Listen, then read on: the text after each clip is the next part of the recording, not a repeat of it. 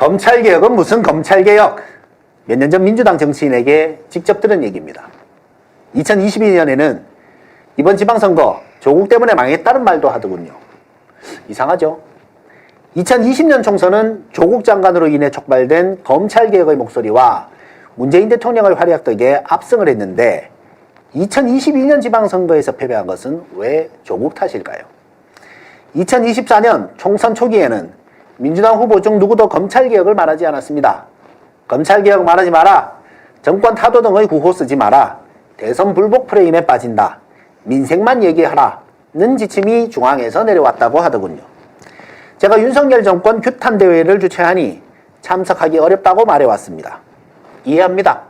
중앙당에서 그런 지침이 있었으니 지역위원장들은 따를 수밖에 없었겠죠. 혼자 참석했습니다.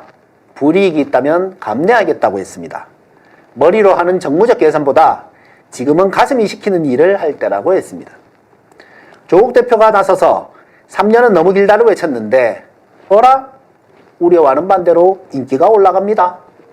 그러자 전국의 민주당 후보들 방침이 바뀌었습니다. 검찰개혁은 무슨 하던 사람들이 갑자기 검찰개혁 제가 앞장서서 하겠습니다 라고 외쳤습니다. 그렇게 많은 사람들이 당선됐습니다. 그런데 그 사람들이 압도적 당론으로 정부 안에 찬성을 했네요. 검찰개혁 앞장서서 하겠다고 해서 당선됐잖아요. 그럼 앞장서서 해야죠. 유권자에게 한 약속은 지켜야죠. 개혁안에 찬성해서 당론으로 채택했다가 개혁안이 누더기로 돌아왔는데 그걸 또 당론으로 채택합니다. 이게 뭡니까? 대통령의 입장이 그러시니 어쩌겠냐고 할 것 같으면 대통령만 정치하시면 되지 왜 당신이 필요합니까? 지지하는 마음은 한결같지만 이것에 대해선 생각이 다릅니다라고 말하지 못하면서 왜 정치를 합니까? 이해운의 경우처럼 뛰어난 대통령도 모두 맞을 수는 없는 것입니다. 소신 있는 정치를 하십시오. 치열하게 고민하고 올바르게 정치하면 궁극적으로는 그 모든 노력이 대통령을 돕는 결과로 나타날 것입니다. 대통령께 고언을 올립니다. 썩은 건 일부일 뿐이고 대다수 검사와 판사들은 충직하고 법과 양심에 따라 노력하고 있다.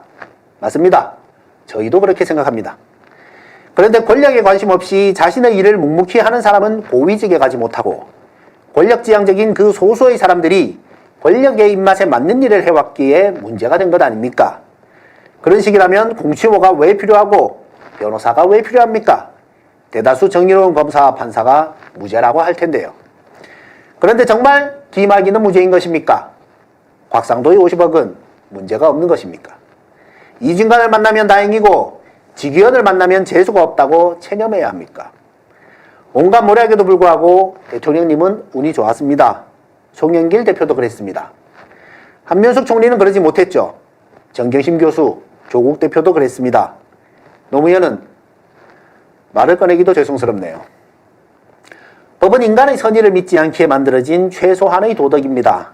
제도를 확 뒤집는 것이 어려운 것도 개혁에 단계가 있는 것도 이해합니다. 그러나 어떤 개혁은 정광석화로 이루어져야 합니다.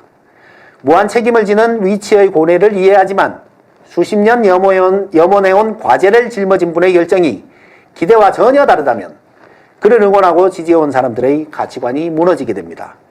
대통령님을 지키기 위해 광장으로 나선 이들의 마음을 되새겨 주십시오. 어설픈 관용은 참극을 부른다. 대통령님의 말씀입니다.